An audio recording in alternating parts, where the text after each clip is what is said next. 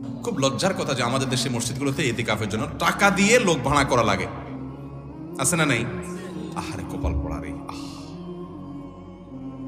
নবী করিম সাল্লাল্লাহু আলাইহি ওয়াসাল্লাম রমজানের রোজা ফরজ হওয়ার পর থেকে নিয়ে দ্বিতীয় হিজরিতে রমজান রোজা ফরজ হওয়ার পর থেকে নিয়ে তার ওয়াফাতের আগ পর্যন্ত একটি বারের জন্য ইতিকাফ ছাড়া থাকেন নাই।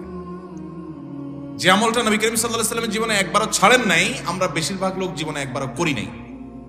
হাত তোলেন দেখি কারা কারা ইতিকাফ করছেন মসজিদ 10 দিন রমজানের শেষ 10 দিন ফুল ইতিকাফ করছেন, জীবনে একবার হলেও করছেন যারা হাত তোলেন। দেখেন কয়টা হাত উঠছে, গোনা যাবে না। এর মানে হলো ম্যাক্সিমাম মানুষ আমরা জীবনে একবারও করি নাই। যে আমল আমার নবী সাল্লাল্লাহু আলাইহি ওয়াসাল্লাম জীবনে কখনো ছাড়েন নাই, সেটা আমি কখনো জীবনে একবারও করি নাই। আরে ভাই, চরম শত্রুর সাথেও তো এরকম বিপরীত থাকে না, সেখানে আপনার নবীর সাথে আপনার এরকম বৈপরীত্য। ইতিকাফ করবেন তো ইনশাআল্লাহ? আপনি কিসের বিজি? আপনি আমার নবীর চাইতে আপনি বেশি বিজি, যিনি কাফাতুন নাসের কাছে রাসূল হয়ে এসেছেন, যিনি রাহমাতুল লিল আলামিন ছিলেন, গোটা পৃথিবীর মানুষের জিম্মাদারি যার মাথায় ছিল, মদিনা রাষ্ট্রের প্রধান যিনি ছিলেন, শেষ 10 দিন আসছে সব কাজ বন্ধ, মসজিদে এসে পড়ে যেতেন। উনি যদি পারেন, আপনি কি ব্যস্ত? ইতিকাফ করবো তো ইনশাআল্লাহ।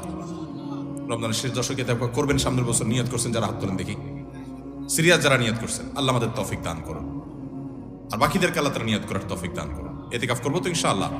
ইতিকাফ করার অবস্থা কি কি নিষেধ? ইতিকাফের বাইরে আপনার যা যা নিষেধ, ইতিকাফ অবস্থায় তা নিষেধ। হারাম কোনো কাজ তো বাইরেও করা যাবে না, মসজিদেও করা যাবে না। তবে ইতিকাফরত অবস্থায় আপনি দুনিয়ার কাজ কাম ইতিকাফে বসে বসে করবেন না। একান্ত যেটা বাধ্য, আপনার ব্যবসা বাণিজ্য অন্যান্য কাজ যেগুলো না করলে নয়, আপনি মসজিদে বসে ওইটার উপর আপনার ডিপেন্ডেন্ট, আপনার চলতে হয়, আপনি জরুরি 2-4টা কাজ করা লাগলো সেগুলো করলেন। ওখানে বসে বসে আপনি রীতিমতো এটা দোকান বানায় ফেলবেন না আর কি।